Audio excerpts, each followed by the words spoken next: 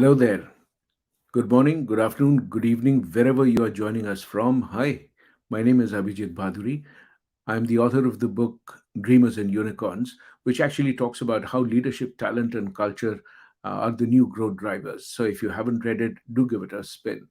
But today I am going to talk to a very, very interesting person who works in a field which very few do, which is in the area of org design.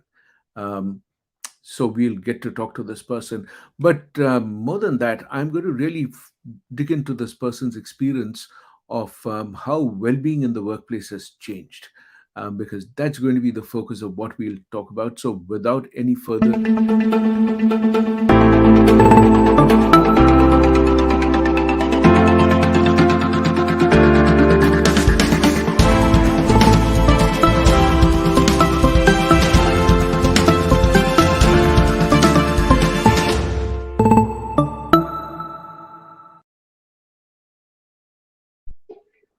Hi, Akash. Welcome Hi, to the Abhijit. show. Thank you for joining me. And I'm Thank going you to so be much for having me. talking to you about a bunch of different things. But when people ask you, "What do you do?" What is your answer to that? How do you explain being a consultant? Thank you so much, Abhijit, for having me, first of all.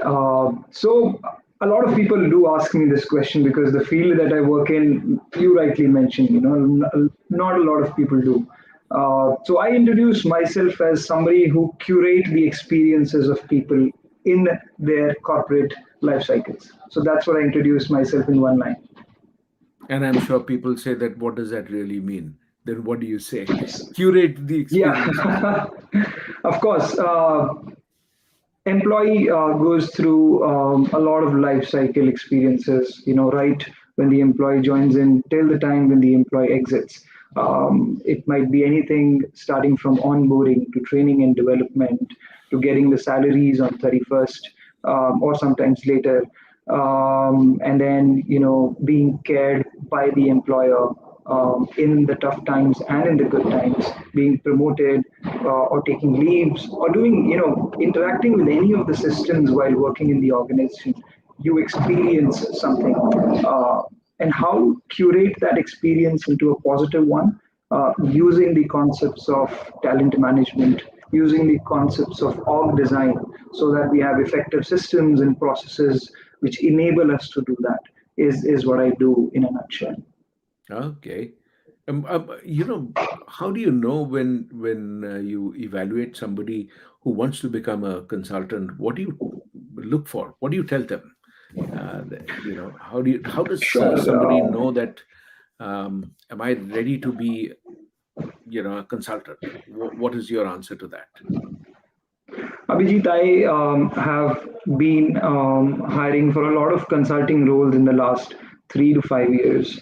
The primary skill that I feel that is required to work as a consultant is not working 12 hours a day, which a lot of people think it is true. Mhm. It's actually the a zeal to understand the business better. You as a consultant will hop on from one consulting assignment to the another consulting assignment every 2 months, sometimes in every 15 days.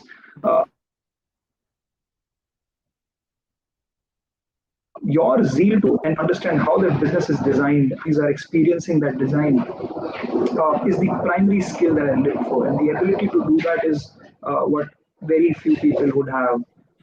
And to do that in a very, very quick time is something that I look for as a primary skill. While there are other skills which are required, be it analytical skills, where we see whether the person is able to analyze a lot of data that the client throws at them. We also look at the fact whether the consultant is able to present the findings in a better way. So, hence, communication skills and presentation skills come to the fore. So, these are some of the skill sets that I feel are critical when it comes to entering consulting at any level. And we've got a bunch of people who've joined us. So Harish, Dr. Amit Gupta, Mrinal, Nitin, all of you, thank you so much for joining in. We are today talking to Akash Khatri, who is actually a talent development consultant. He works in the area of org design. And I just thought that before we get down to talking about well-being in the workplace, I just thought that I'm going to get a little bit of a inside story on uh, how does one become a good consultant, what segregates a good consultant from the average one. So that's something that I would love to know his point of view about this. And by the way, if you have any questions, do put them in the chat box. I'll bring that up on the screen, and then we'll have Akash respond to that as well. So it's a live conversation. And Akash, I know that you're in the client side, so which is an interesting element, that you have to be very adaptable. Is one of my hypotheses, that you have to be able to work in all kinds of organizations.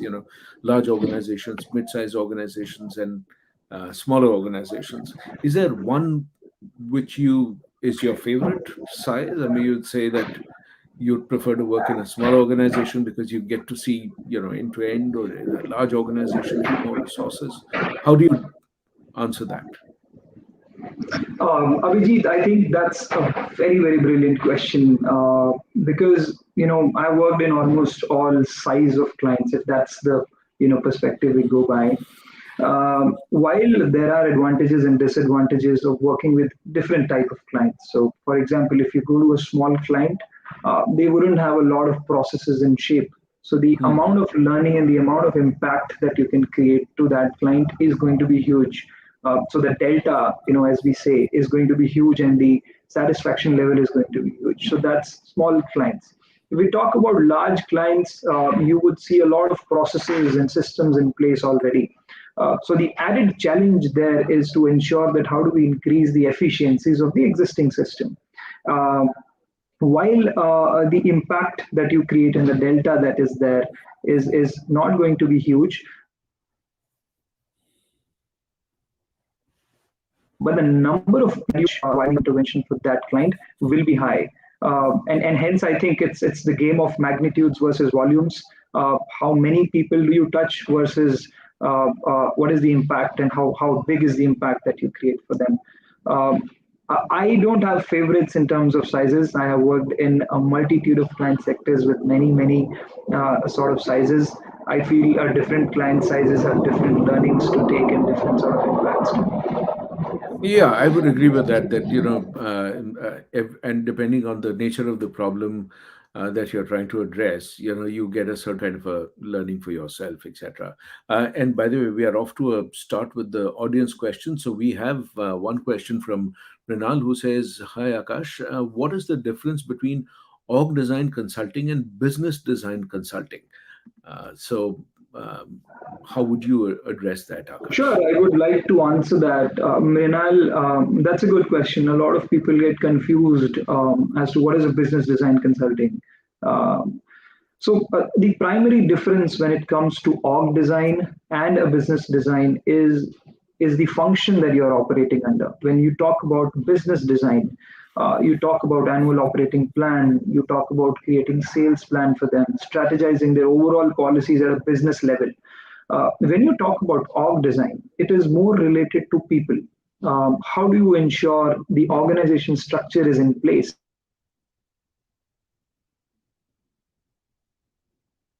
which means who reports into which organization, what sort of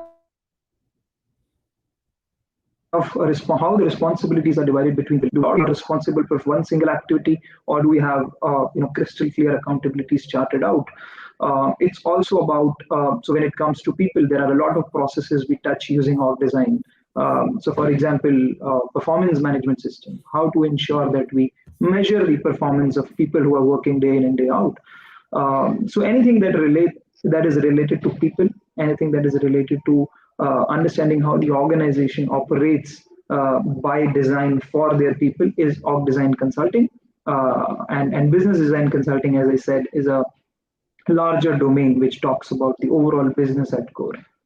So, would it be fair to say that business design consulting is more to do with how do you make that business become more effective in terms of the work that it does, become more profitable, etc.?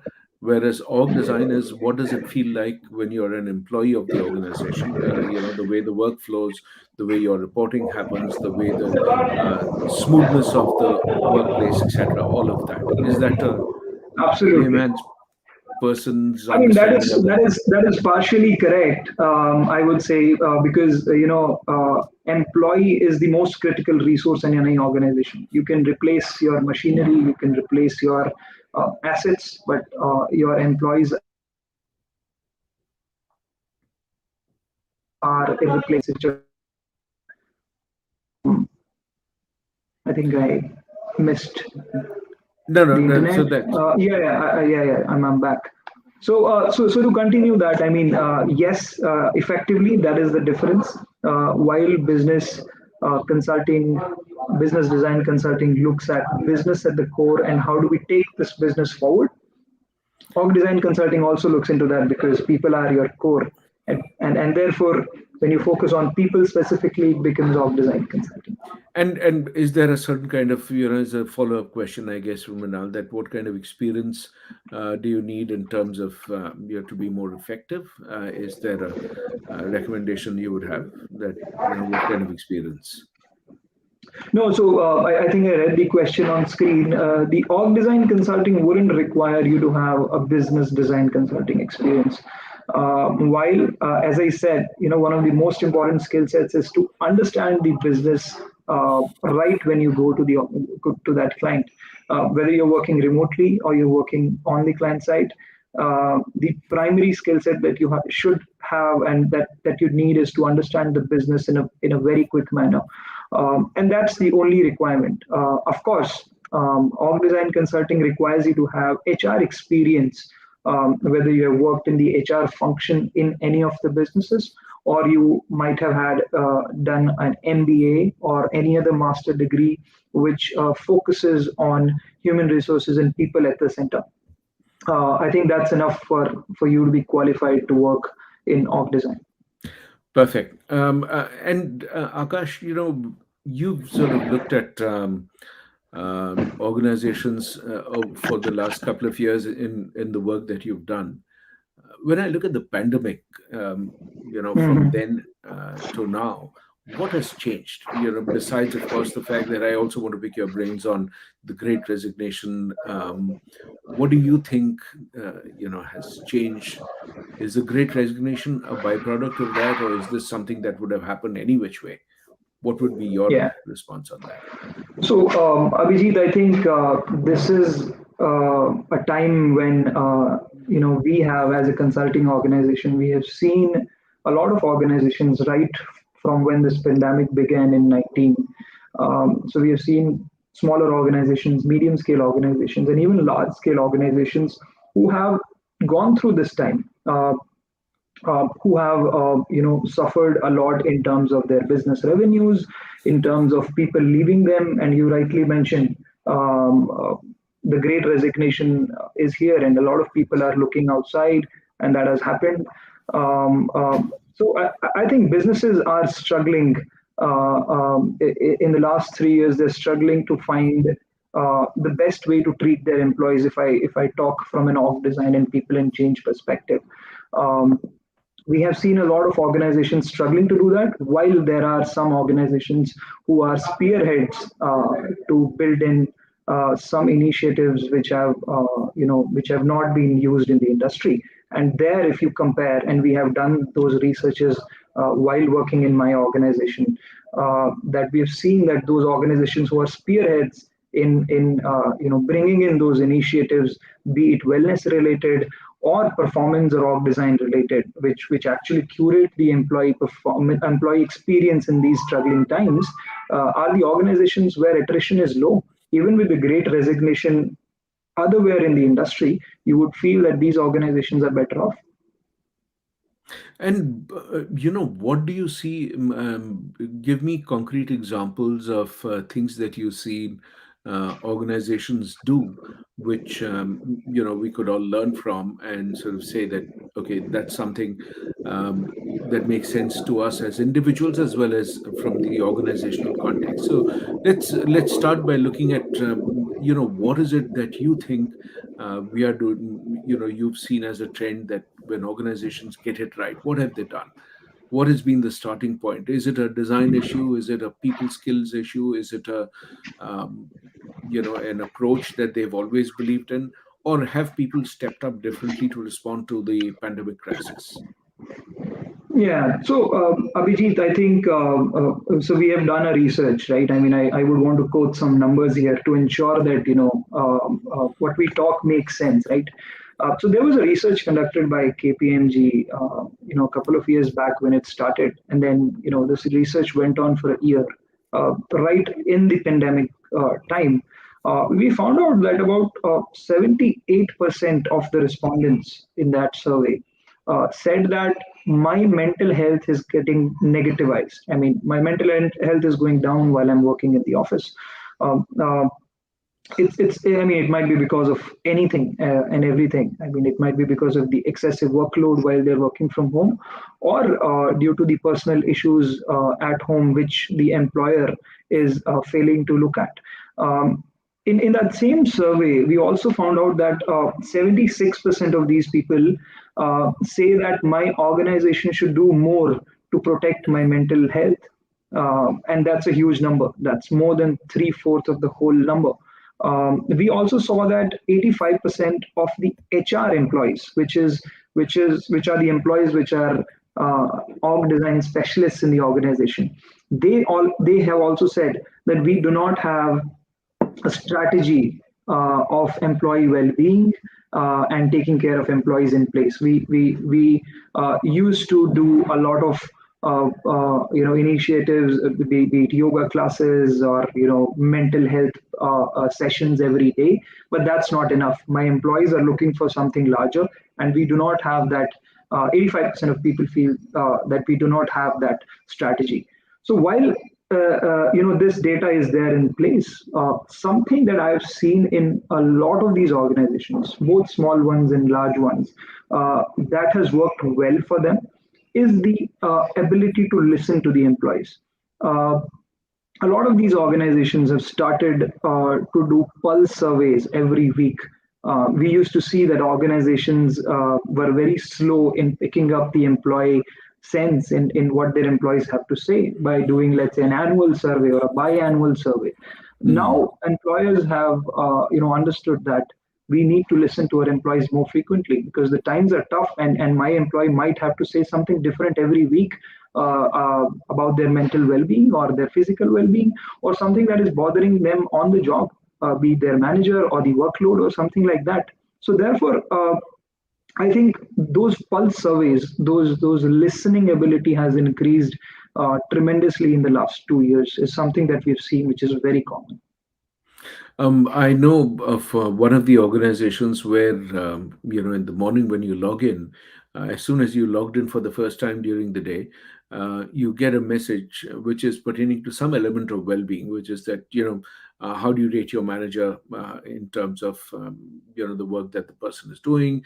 Are you happy with this policy that they have introduced, or they're talking about, the nature of the project that you're working? Do you feel it is value adding to you? But there are a whole lot of questions which potentially, somebody who manages you should be asking. They ask those questions, and I think it makes an enormous difference. Um, uh, so I would say, what is quite fascinating is most of the employees do stop by for those 30 seconds and do answer that question. So on real time basis, they get this response from people every single day. So I would think that the from the time frame that you used to have questionnaires being sent out once a year, and then it became 6 months, and now there are people who are doing it once a week. But really, I would think that this is a pulse. When you are looking at it, you take your temperature every single day. So that, I think, is a good sort of policy. But what else have you seen, when people are responding to that, when the employer gets to know that, okay, here is a um, set of challenges? What are some of those categories of challenges that seem to impact well-being? Sure. So what we've observed, Abhijit, while you rightly mentioned that, this is one of the most important thing to notice when it comes to change, whether that employees have faced. They in fact stop for those 30 seconds to answer that.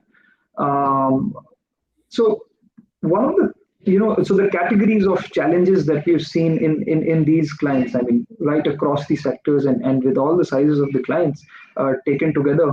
The employees face mental challenges, and those are the topmost challenges to talk about. When we say mental challenges, they can be further categorized into two challenges. One are your work related, and the second one are your home related challenges. Um, in our survey, about 60% of people said that my home challenges are affecting my work related stress, which means that Hmm. on work, what is happening is not that important. What's happening at home is more important to me, which means in the last 3 years, organizations should have focused more on the employee well being at a personal level, at a home level, whether your parents are fine, whether your wife is fine, whether your children are doing okay. Um, and not only at a physical level, but also at a mental level. Do you have family time together, or do you work always? Being at home, the luxury of not traveling is there, so you save time. So are you using that time to work more, or are you using that time to ensure that I spend good time with my family? So that is one sort of category of a challenge that employees face while working in the post-pandemic and even in the pandemic era, which is the mental stress. The second challenge that we have seen, and which is not that prominent as the first one, but it's real. Employees have started working from home, and most of the organizations, while they've started to come back to the new normal, while following a hybrid model, but there are certain organizations who still have work from home options given to the employees. The work related problems during work from home is something that concerns a lot of employees. For example, if I am in office, I am being looked overlooked by my manager every day, and they see what am I doing. So not only my outcomes, but my efforts are also getting recognized and appreciated. But when I'm at home, my manager doesn't see me daily. The out of sight, out of mind. So what the outcomes are only seen, and if sometimes, let's say if I'm working in sales, if I'm not able to produce an outcome, but what about my efforts? Are my efforts getting recognized? No, sometimes no, sometimes yes. So that is the second set of challenges that these employees are facing, which is more focused towards work. So we've seen organizations having different strategies towards mental challenges, both at home and on work, and also work-related challenges. Thank you. Those who've joined in late, I'm talking to Akash Khatri of KPMG. He's worked in the area of org design. He's worked in the area of learning and development, change management, etc. So we had a couple of questions around that. And now we are really talking about wellness in the workplace. And I'm really trying to understand what are some of the trends and patterns. One of the things I just wanted to summarize what Akash has been talking about is, there are two categories of challenges which seem to be impacting well-being.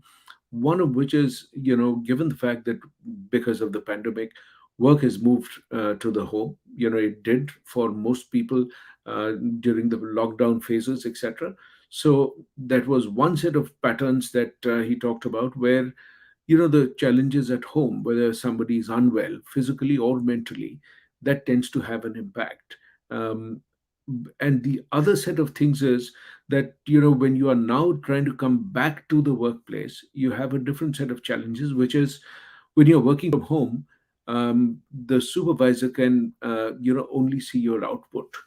Whereas when you work in the office, the supervisor sees your effort and the final output. And in both cases, the impact on how the supervisor views you, that changes. In some cases, if you don't have an output in a work from home setting, that is harder to sort of prove. So, when you look at this whole shift that has happened, when you look at this whole shift, um, Akash, the question I would have is, do you think that because of the fact that the work has moved to the home, the role of the employer has got expanded to include people who are not even employed by them, which is the family members or and their well-being and all of that? Because in that setup, it's impacting the employee. So it is, something that is impacting the employee. Is that the reason why it has now become part of their remit? What would you say? Yeah, thanks, Abhijit. I think one of the reasons that employers have started to think more about it is in fact their families. And while employees are someone they interact with day in and day out, they do a lot of pulse surveys and they do regular check-ins to see whether they are fine and their work stress is okay. One of the reasons that the employers have started to focus more on well-being initiatives is to see whether their families are okay.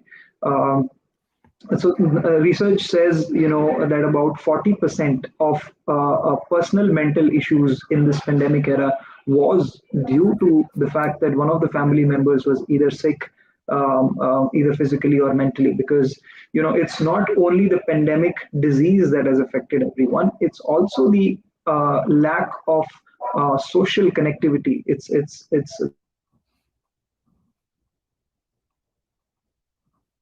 also about not able to connect with your colleagues or in your friend circle, and that has impacted a lot when it comes to people in my family or people in anyone's family. So what we have seen is that employers have taken a lot of initiatives in that space, be it creating a COVID task force, let's say, which caters to the disease part of the well-being, which is to say that if somebody is sick, we have a COVID task force which can tell you where you can find the resources. You've seen in central and northern India in wave two that the resources were a challenge, and employees were stranded to see that we don't have anywhere to go. So organizations are now focusing on creating task forces which can tell you where can you find hospital beds, where can you find oxygen cylinders, and where can you find medicines which are very crucial for COVID disease. So that's one set of initiatives that the organizations are following to make sure that your family is also safe, apart from the fact that they focus on yourself.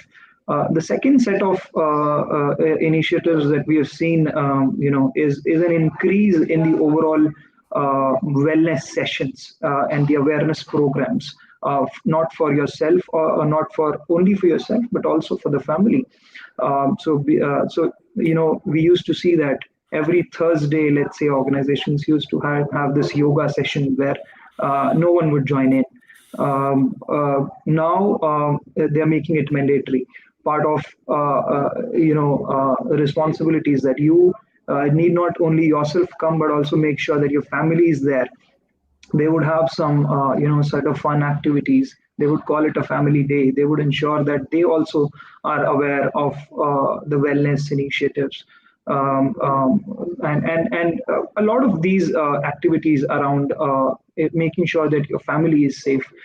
We have seen about 70 to 80% of mid-scale organizations focusing on uh, access to live apps. So, for example, in India, you would see Practo as let's say one of the biggest sort of provider to ensure that you get primary health support or first aid whenever you have any emergency or exigency in the family. So this is not only for you, but also to ensure that your family is safe and you get unlimited packages, all sponsored by organizations. And this is what we have seen. So that is the second section or category of initiatives that the employers have taken.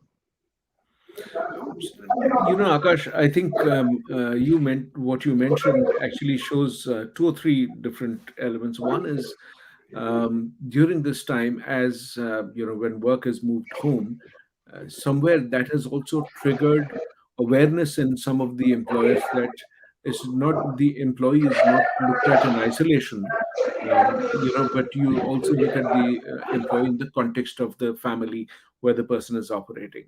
And in doing that, the employers have expanded the reach and potential impact, which means if I as an individual could have access to x number of hospitals or resources or medical help, etc., the organization throws its might and power behind me, and with that collective effort I can not only address the issues for myself but also for the family members, and which I think is a very, very powerful way in which the organizations have stepped up. And so this is something for those who are not doing it. I mean, that's one of the ways to think about it.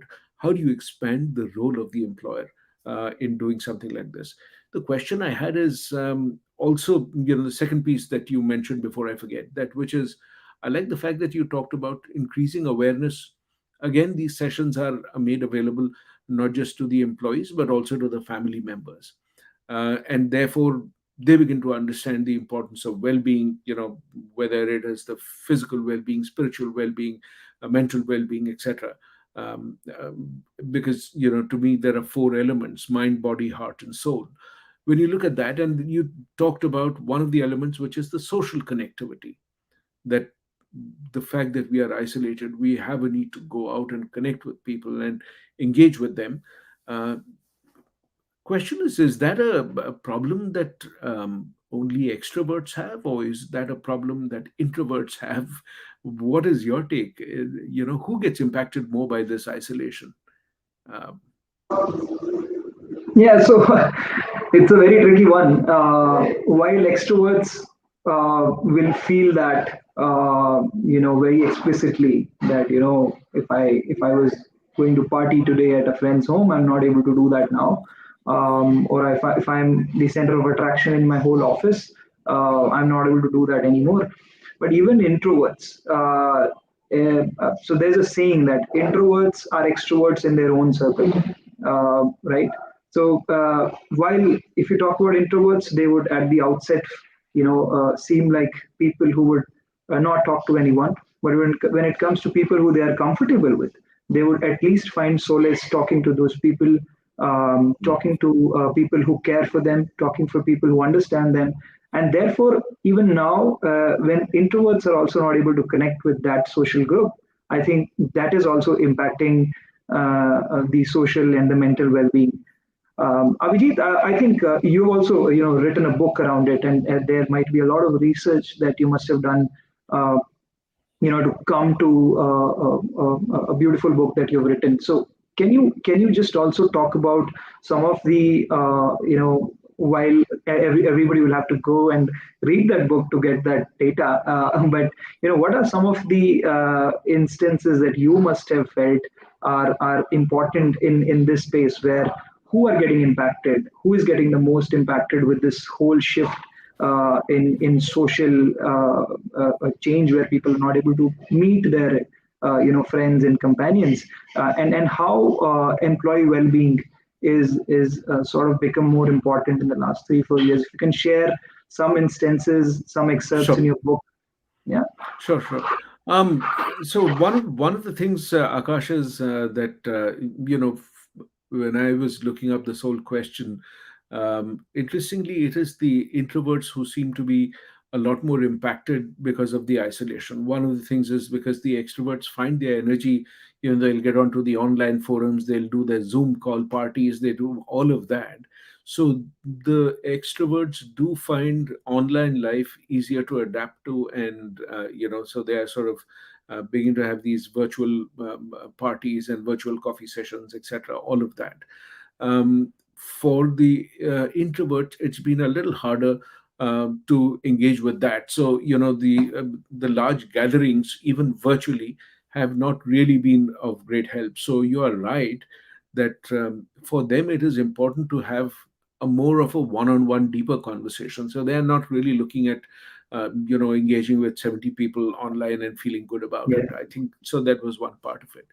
But I also think that one other element that I was struck with is the importance of the intangible elements. The intangible uh, elements that have come up are progressively becoming far more important in the workplace. There was a point of time when organizations understood physical well-being, but today when you look at well-being, and I've for a bit worked with organizations in this whole space of well-being being defined in those four dimensions, as I said.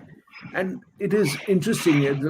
One of the large consulting firms that I worked with, they used to actually have these sessions to build awareness, and then once you build awareness, to make options available for people on each of these areas. So mental well-being is addressed, physical well-being is addressed, being able to connect with people is addressed, and spiritual well-being is of course left to the person to address in the way they look. But at least three out of the four, the organization provided resources. So I did look at some of the best practices and in that. um, I just really think that I wanted to move to another aspect of this, that when people are, when you look at this shift that has happened, and you work in the area of change management, etc. So I'm very curious to know what you think. By the way, I think Mrinal also has another question, which is that looks like he says that looks like we started asking feeling questions as feedback from the employees. And Gallup has real time data on struggling, surviving versus thriving. Do you have any data on the percentage in the Indian workplaces? Is that something you have on that, or is that something? Um, Yeah, so Abhijit, I there was a very small glitch in my internet, so I couldn't listen to the first question that you had, but I was able to hear and see what Mrinal had to say.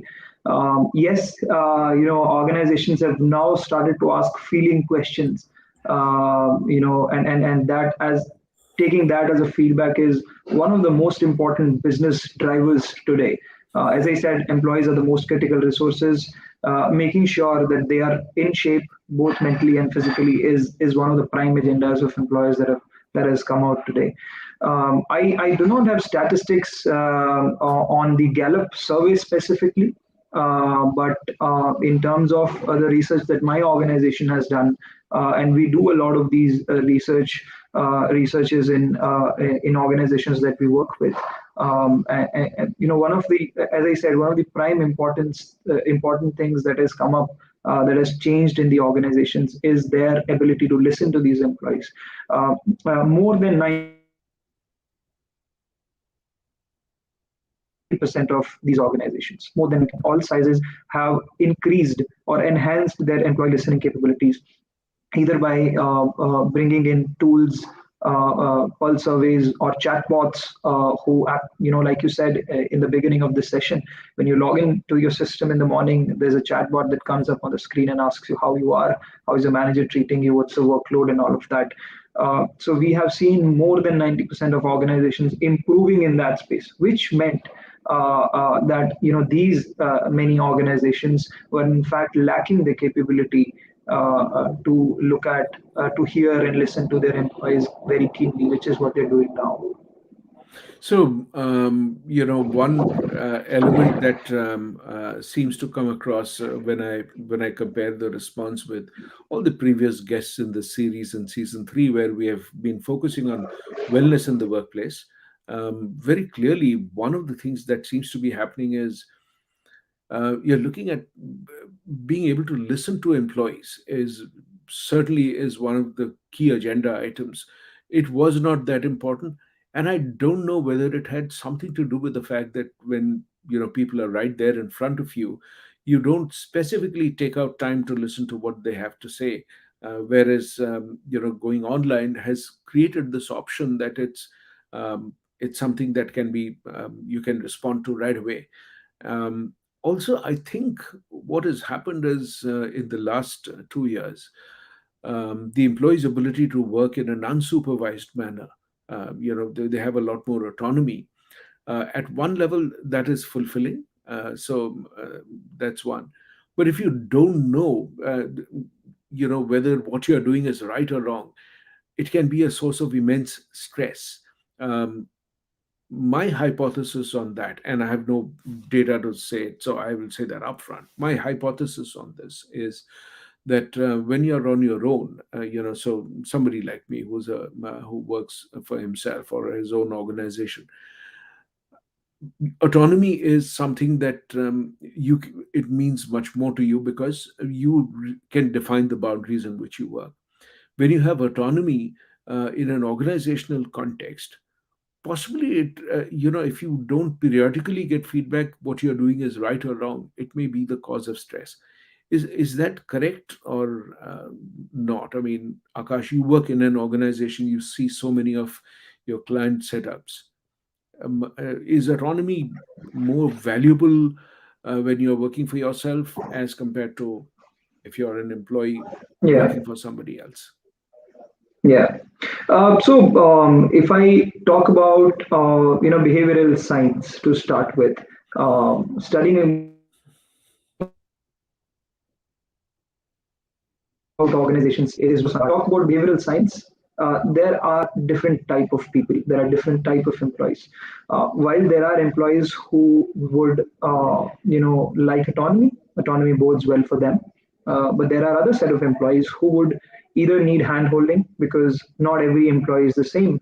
Not every employee is a high performer. There are employees which are low performers in the organization, and there are employees who would want to improve if they're low performers. So therefore, you would need that hand holding, sometimes spoon feeding, and sometimes enough support from the seniors and supervisors in order to improve and go ahead in the organization. So Hmm. there are different set of employees, and when you talk about the psychology behind it, there are different set of personalities who fit well in the first section of the employees, and there are different set of personalities which fit in the second section of the employees. As an employer, you need to be inclusive. You need to be, sure of the fact that you're taking everyone together. So therefore, while working at home, autonomy is something that has improved. The regular sort of feedback that should go to the employees is something which got missed in the initial some months when this pandemic started. And this is where the technical part of an org design comes in. So we have worked with a lot of organizations to design their feedback systems in order to ensure that we have more continuous feedback going to the employees in the organization. We make sure that not only the outcomes but also the efforts of these employees are recognized and appreciated. We have built in a lot of collaboration tools. So if you're an employee in an organization, if you don't see any of these tools and sort of initiatives taken by your organization, you can very well sort of reach out to your manager and say, this is what is happening in the industry. Why don't we have such sort of practices? And to all the listeners out there, that's a message. Um, so therefore, we have built in a lot of these tools and initiatives where organizations are now thinking about everyone, and they are getting more and more inclusive every day. So that's what I wanted to say. I mean, not every employee is the same. So while autonomy is good for some, it's not for all the people. Sure, yeah, and because and yeah, I think you got a good observation on that because one of the things is that when there are people who move from very structured settings. Let's say, when somebody joins after being a student, they get into the workplace for the first time. One of the things they grapple with is that as a student, a lot of your life is fairly structured. You need to go for this particular class at 9 o'clock, then 10 o'clock is this particular class. This is the time for a break. This is the time for an exam. This is the time for, your socializing. When you get into the workplace, these distinctions are not clearly laid out. And one Yeah. of the biggest transition challenges that people have when they work for the first time is that they're struggling to figure out how to deal with this ambiguity. So you're right, it doesn't necessarily only work well because somebody is sort of doing that. Some people like that structure, and it makes sense because some people don't like structure, some do. um, and which is where I think what you mentioned, that org design, the right kind of org design, can make a world of a difference. So this Yeah. is a great case in point. um, I'm going to ask you a little bit about your own reading. As a consultant, what kind of reading do you do to stay current? What are some of tell us about some resources. What are some of the books that Sure. you've been reading in the recent times? Do you listen to podcasts? Do you listen to YouTube videos? What's your uh, intellectual Yeah. diet like? So, there are many sources, right? I mean, there's not a single source which I can say that it's my favorite. But there are some of them which are very prevalent in my mind, and I make sure that I don't fail on each of them every day. The first one is uh, being able to connect with my peers. I'm not the only one who's working in this industry. There are a number of people getting equal or more amount of experience every day that they operate in, right? So therefore, I make sure that something that is coming out of people, something that is coming out of peers is very experiential in nature, very very practical in nature. So therefore, I follow that 70-20-10 learning principle, where 70% of the learning comes from peers On and the comes job. from Yeah. experience on the job. Yeah. So that's I think I try to learn more from what my peers have to say and what I learn from the job where I'm working at. There are other sources of information. There are certain sort of portals and platforms where a lot of HR and org design, talent development related information is What are some? posted. Tell us You, names of some so, of for these. example, People Matters is one of those biggest platforms. SHRM is a worldwide platform, strategic human resource management, and there are many other HR platforms where you would see experts and CHROs of multiple organizations bringing in their view. So, like we are talking right now, there are these sort of interviews that are taken by industry experts, from a particular segment of these CHROs and leaders of these organizations, which are then posted to platforms like People Matters and SHRM, where you can go read about it and even ask questions if you have any. Um, in fact, you can post in your own case studies if they get selected. They make sure that that is published on those forums, and if you have some interesting finding and experience, that gets published, and that's also helpful. So that's the second source of information that I do have.